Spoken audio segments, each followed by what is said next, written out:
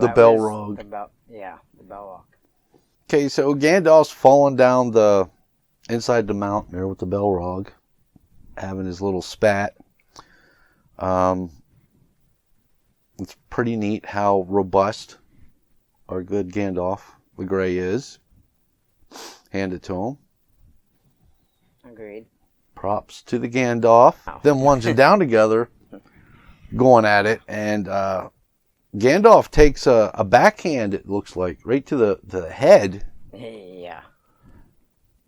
All right, I'm assuming the Balrog is pretty strong. Not to mention he's like 1,000 degrees.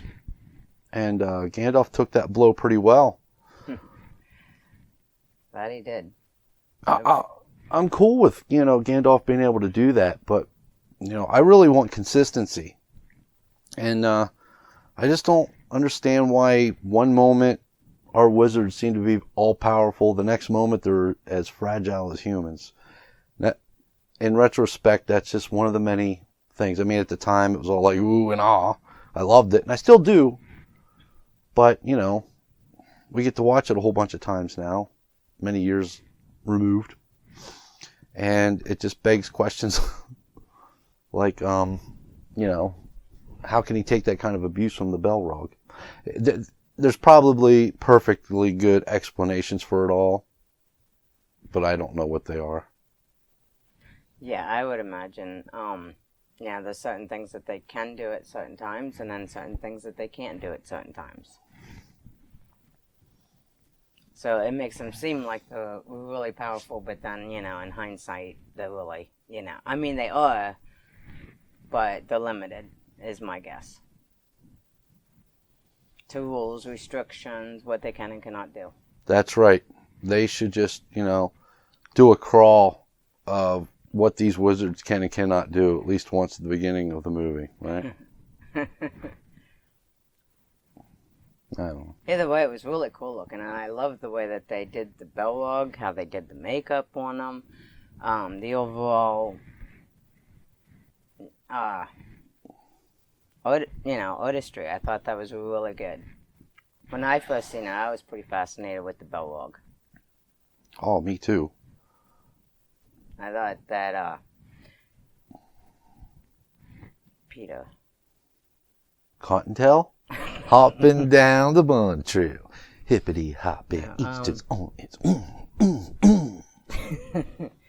And so then they plunged down into the murky waters below. And that was below Moria, wasn't it? Yes. Yeah. And so then the fight takes us to a mountaintop of sorts, of some kind of structure. You remember that scene? Yeah.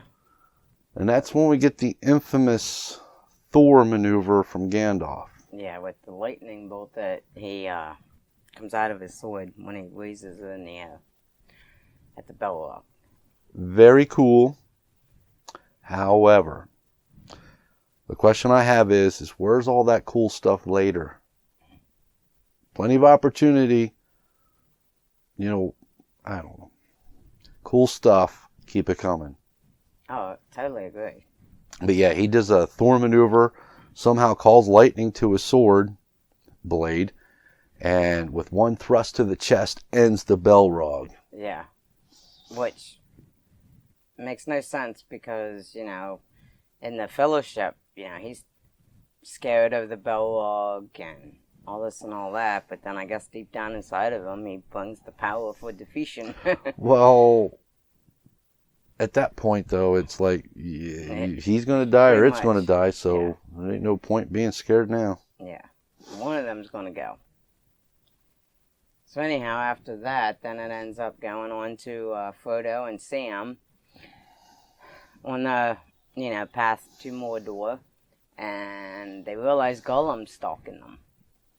He's, I wonder if they meant he smelt or it just smelt near there, right? Because remember, no, Sam, he said it. Sam says, something about a foul stench in the air. Yeah, it smelled like a bog nearby. What I thought, well... Can you smell it? And Frodo's like, yeah. Yes, Sam, I can smell it. And then there's that long pause, and then Frodo says, We're not alone. Yeah. Okay, yeah. Is that a reference to Gollum really smells that bad, or do you think it was just the area in which I think it was just the area. Because they were getting closer and closer to Mordor. Stop hating the Gollum. Why'd they have to put that right there with, we're not alone?